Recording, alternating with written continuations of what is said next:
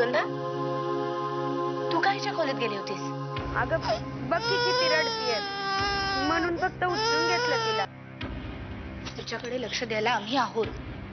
म्हणजे एवढंच पोरते, ते रडत होतं म्हणून उचलून घेतलं त्याला खेळवायला, तर त्याच्यात एवढं डाफरण्यासारखं काय आहे ग? सुमिताई गेल्यापासून चिवला मीच सांभाळतेय, त्यामुळे तिचं काय करायचं, केव्हा करायचं हे सगळं मला तुझ्यापेक्षा जास्त माहितीये. यापुढे जर का तिला तू हात लावला तर मी सरळ ह्यांच्या समोर देऊन तुला उभी करेन, आणि त्याच्यानंतर हे तुला जे काही शिक्षा देतील ना ती तुला भोगावी लागेल. किल्लेदार मंडळी त्या चिवला तुझ्यापासून का लांब ठेवायला लागले? त्यांचा स्वार्थ आहे त्याच्या मागे.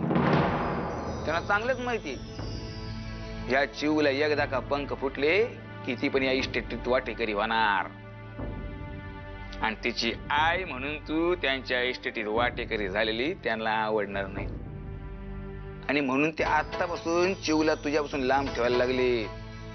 तुझ्या कसं काय लक्षात आलं नाही? बोली ग माझी बाई.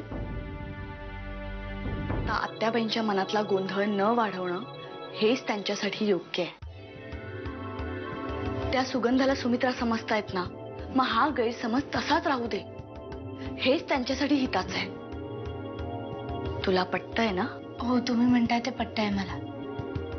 त्यांचा गोंधळ होणार नाही याची काळजी आपणच घेतली पाहिजे. सुगंधाला त्या सह्यांच्या बदल्यात मी 2 करोड देणार असं कबूल केलंय. जर तू काही बोलला नाहीस आणि तिला सह्या करायला भाग पाडलंस, 4 करोड देईन मी.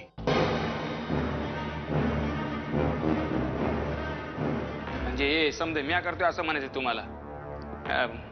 म्हणजे मला दुसरा काय काम धंदाच नाही का साहेब? उगाच माझ्याबद्दल काहीतरी गैरसमज करून घ्यायला लागला तुम्ही. हे म्हणजे मारुतीला शंकर समजण्यासारखं झालं. आपण दिला तिला सल्ला, नाही म्हणत नाही आपण, पण तिने ऐकलंच नाही आपलं. तरी तिला म्हणलं बाई ग, ज्याचं खावं चण त्याचं गावं गाणं, पण हटायलाच तयार नाही. आता काय करू तुम्हीच सांगा. एक काम करतो, आपली ही जी काही इंटरनॅशनल चर्चा झाली की नाही ती तिच्या कानावर घालतो. तुमची नवीन ऑफर बी तिला सांगतो. बघूया तिच्या गुडघ्यात अक्कल आहे का तिला अक्कलच नाही हे तरी कळेल. तुझी फालतू बडबड ऐकायची नाही मला. रमावतीला माझं हेरिटेज हॉटेल होणार म्हणजे होणार. तिने सही केली तरी आणि नाही केली तरी तुम्ही दोघंही या घरातून चालते व्हा. आधी चालते व्हा. शांत हो दादा, शांत हो. ठीक आहे का ना, तुला अजून थोडी मुदत देतो, पण लवकरात लवकर सुगंधाशी बोल, समजाव तिला, आणि तिचा होकारच आला पाहिजे हे लक्षात ठेव. चिव ही परशुशेठची पोरगी आहे, त्यामुळे तिच्यावर सगळ्यात आधी माझा हक्क आहे. त्यामुळे मी चिवला माझ्या खोलीत घेऊन चालली, आणि तू मला अडवायचा प्रयत्न करू नकोस.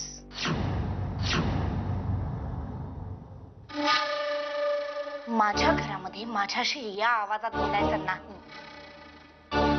सुगंधा, तू कितीही थेथाट केलास ना तरी चिवला मी तुझ्याकडे देणार नाही. जे काही करायचंय ते कर, निघ.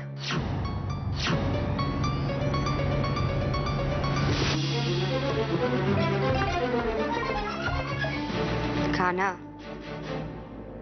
मी आत्ता जरी माघार घेतली असली ना तरी मी अजून हरलेली नाहीये. सुमीचा जीव घेतला ना असा एक दिवस मी जानकीचा पण घेतला. अशी वेळ आली पाहिजे रे फक्त. आता खरी माझी भन शोभतेस तू.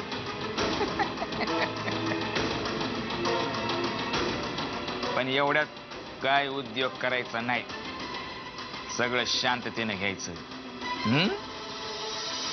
तुला एक गुड आयडियाची कल्पना देतो, कान कर इकडे.